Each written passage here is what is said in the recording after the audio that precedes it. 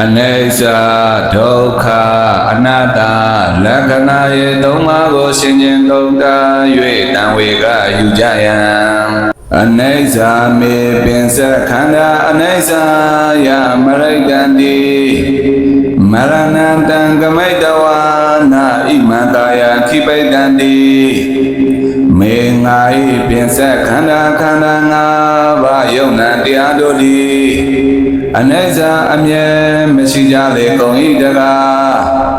အနိစ္စယအမြဲမရှိခြင်းကြောင့်မရိတံတိတေကြယကုန်လက်တံမရဏံတံတေခြင်း၏အဆုံးတို့ကမိတဝါနာရောက်ကြရကုန်၏ဖြစ်၍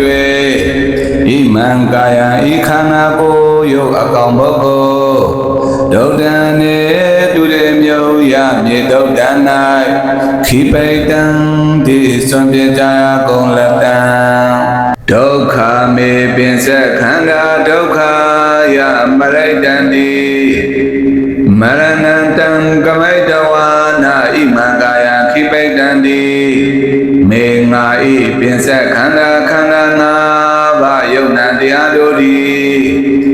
ဒုက္ခဆင်းရဲကြလေကုန်၏တကား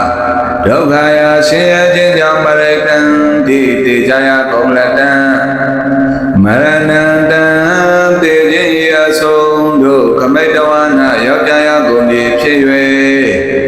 ဣမံကာယံဤခန္ဓာကိုယ်ယုတ်အကောင်ပုဂ္ဂိုလ်ဒုဒ္ဒံနေတုရေမြုပ်ရမြေဒုဒ္ဒံ၌ခိပိတံတိစွန့်ပြကြရကုန်လက်တံ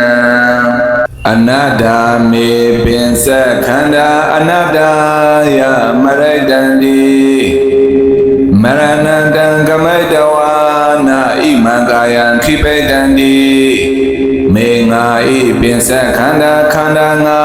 ပါးယုံနာတရားတို့သည်အနတ္တအစိုးမရကြလေကုန်၏တကား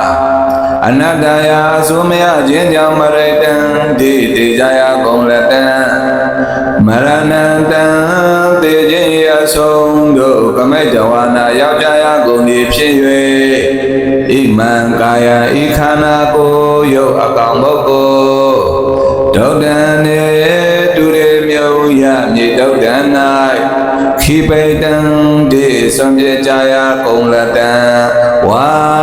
စွန့်ပြလက်တံလေကုန်တော်တည်းဓာတုဓာတုဓာတု